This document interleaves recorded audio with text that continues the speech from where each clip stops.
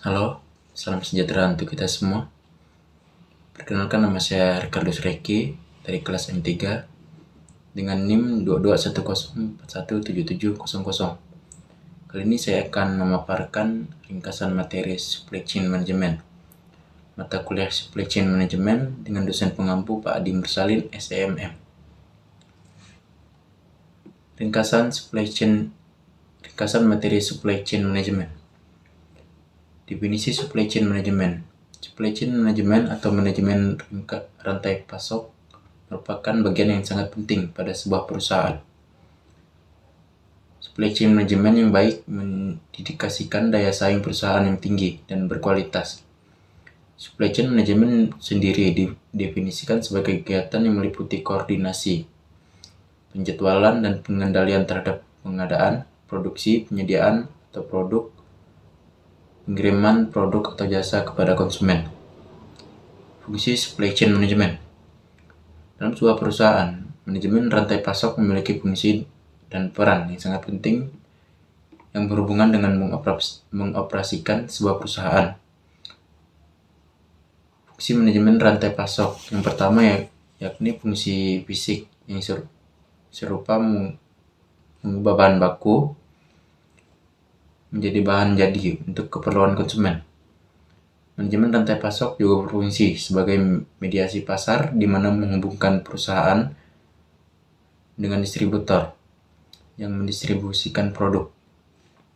Terakhir, supply chain management berfungsi untuk memastikan dan mengatur pembiayaan terkait survei pasar, perencanaan produk, dan biaya lainnya di luar pembiayaan fisik.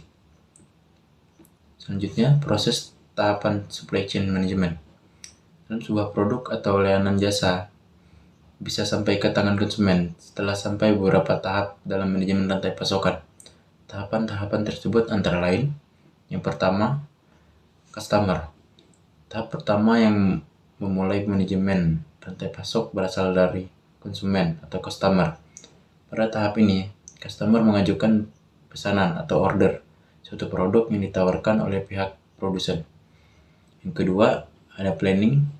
Setelah pemasaran diterima oleh produsen, tim atau departemen perencanaan akan membuat perencanaan mengenai produk yang diminta.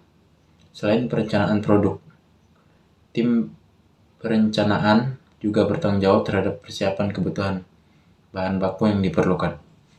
Selanjutnya, nomor 3, purchasing. Tahap ketiga dalam manajemen rantai pasok adalah pembelian bahan baku. Ini dilakukan oleh Departemen Pembelian setelah menerima rencana produksi yang dilakukan Departemen Perencanaan. Yang keempat, ada inventory. Jika pemesanan bahan baku telah datang, selanjutnya bahan baku tersebut akan dikirim ke pabrik untuk dilakukan pemeriksaan kualitas. Apabila kualitas bahan baku dan jumlahnya telah memenuhi standar, bahan baku tersebut akan disimpan di gudang. Tahap ini disebut inventory. Selanjutnya yang kelima, ada produksi. Ketika bahan baku telah diperiksa dan disimpan, nantinya bahan baku tersebut akan diproses bersama bahan pendukung menjadi bahan jadi yang dipesan oleh customer. Berikutnya yang keenam, ada pengiriman. Tahap ini merupakan bagian terakhir dari manajemen rantai pasok. Pada tahap ini, produk yang disimpan di gudang akan dikirimkan pada customer sesuai tanggal pengiriman yang diminta. Kurir akan memastikan bahwa produk telah sampai di tangan customer dengan sempurna. Berikutnya, tujuan pemanfaatan supply chain management dalam bisnis. Dalam pemanfaatan manajemen rantai pasok dalam bisnis memiliki beberapa tujuan, di antaranya yang pertama, menjaga kerjasama di rangkaian jaringan perusahaan. Kerjasama merupakan kunci utama penghasilan sebuah perusahaan. Tanpa adanya kerjasama yang baik, maka di tubuh perusahaan akan menjadi coach atau kekacauan. Nomor 2, menjaga kepuasan customer atau pelanggan. Sebuah perusahaan tidak akan mampu jalan tanpa adanya pelanggan. Oleh karena itu, kepuasan pelanggan harus dijaga atau bahkan ditingkatkan. Manajemen rantai pasok yang benar membantu perusahaan menjaga kepuasan pelanggan karena produk bisa ke tangan pelanggan dengan tepat waktu dan kualitas yang memuaskan. Berikutnya yang ketiga, mencapai efisiensi biaya di seluruh sistem dan tahapan. Dengan menerapkan manajemen rantai pasok, diharapkan perusahaan bisa menggunakan dana yang tersedia dengan lebih efisien tanpa terjadinya pemborosan karena pembelian barang yang tidak perlu. Melalui penerapan manajemen rantai pasok, juga diharapkan proses transportasi dan distribusi menjadi lebih efektif dan efisien. Nomor 4, memenangkan persaingan pasar. Penerapan supply chain management juga bertujuan agar perusahaan dapat memenangkan atau mempertahankan persaingan pasar. Hal ini bisa dilakukan jika rantai pasokan menyediakan produk yang murah, berkualitas, dan bervariasi.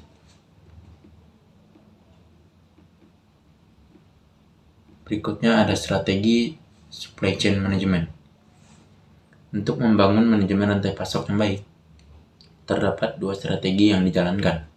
Strategi yang pertama ialah membangun hubungan dengan pemasok bahan baku. Tidak hanya pelanggan, pemasok merupakan bagian mata rantai yang penting dalam manajemen rantai pasok. Strategi yang kedua adalah dengan fokus meningkatkan pelayanan dan kepuasan pelanggan atau customer. Kepuasan adalah hal yang harus diperhatikan ketika berhubungan dengan pelanggan. Jika pelanggan merasa puas, maka besar kemungkinan pelanggan akan melakukan pemesanan ulang kepada perusahaan.